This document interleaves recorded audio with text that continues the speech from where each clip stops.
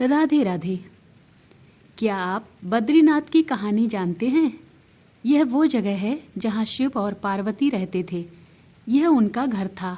एक दिन नारायण यानी विष्णु भगवान के पास नारद जी गए और बोले, आप मानवता के लिए एक खराब मिसाल हैं। आप हर समय शेषनाग के ऊपर लेटे रहते हैं। आपकी पत्नी लक्ष्मी हमेशा आपकी सेवा में लगी रहती हैं और आपको लाड़ करती रहती हैं। इस ग्रह के अन्य प्राणियों के लिए आप अच्छी मिसाल नहीं बन पा रहे हैं। आपको सृष्टि के सभी जीवों के लिए कुछ अर्थपूर्ण कार्य करना चाहिए। इस आलोचना से बचने और साथ ही अपने उत्थान के लिए विष्णु भगवान तप और साधना करने के लिए सही स्थान की तलाश में नीचे हिमालय तक आए। वहाँ उन्हें मिला बद्रीनाथ, एक अच्छा सा छोटा सा घर जहाँ सब कुछ वैसा ही था जैसा उन्होंने सोचा था। साधना के लिए सबसे आदर्श जगह लगी उन्हें यह। वह उस घर के अंदर गए। घुसते ही उन्हें पता चल गया कि यह तो शिव का निवास है और वह तो बड़े खतरनाक व्यक्ति हैं।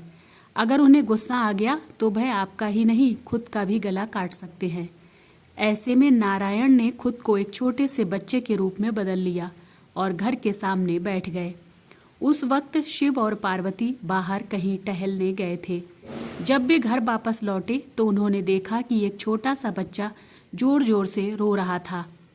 पार्वती जी को दया आ गई। उन्होंने बच्चे को उठाने की कोशिश की। शिव ने पार्वती को रोकते हुए कहा, इस बच्चे को मत छूना। पार्वती ने कहा, कितने क्रूर हैं आप, कैसी नासमझी की बात कर रहे हैं। मैं तो इस बच्चे को उठाने जा रही हूँ, देखिए तो कैसे रो रहा है। शिव बोले, जो तुम देख रही हो उस पर भरोसा मत करो, मैं कह रहा हूँ ना, इस बच्चे को मत उठाओ। बच्चे के लिए पार्वती की स्त्री सुलभ मनोभावना ने उन्हें शिव की बातों को नहीं मानने दिया। उन्होंने कहा, आप कुछ भी कहें, मुझे कोई फर्क नहीं पड़ता। मेरे अंदर की माँ बच्चे को इस तरह रोते नहीं देख सकती। मैं तो इस बच्चे को जरूर उठाऊंगी। और यह कहकर उन्होंने बच्चे को उठाकर अपनी गोद में ले लिया।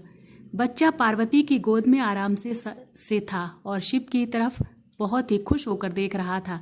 शिव इसका नतीजा जानते थे, लेकिन करें तो करें क्या।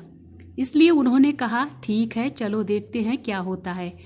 पार्वती जी ने बच्चे को खिला पिलाकर चुप किया और वहीं घर पर छोड़कर खुद शिव के साथ गर्म पानी से स्नान के लिए बाहर चली गई। वहां पर गर्म पानी के कुंड हैं, उसी कुंड पर स्नान के लिए शिव पार्वती चले गए। लौट कर आए तो देखा कि घर अंदर से बंद था। शिव तो जानते ही थे कि अब खेल शुरू हो गया है। पार्वती हैरान थी कि आखिर दरवाजा किसने बंद किया। शिव बोले, मैंने कहा था ना, इस बच्चे को मत उठाना।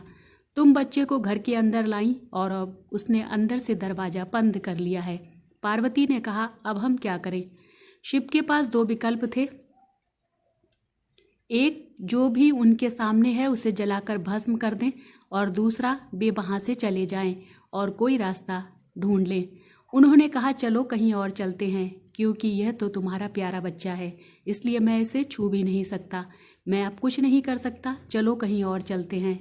इस तरह शिव और पार्वती को अवैध तरीके से वहां से निष्कासित कर दिया गया। वे दूसरी जगह तलाश करने के लिए पैदल ही निकल पड़े।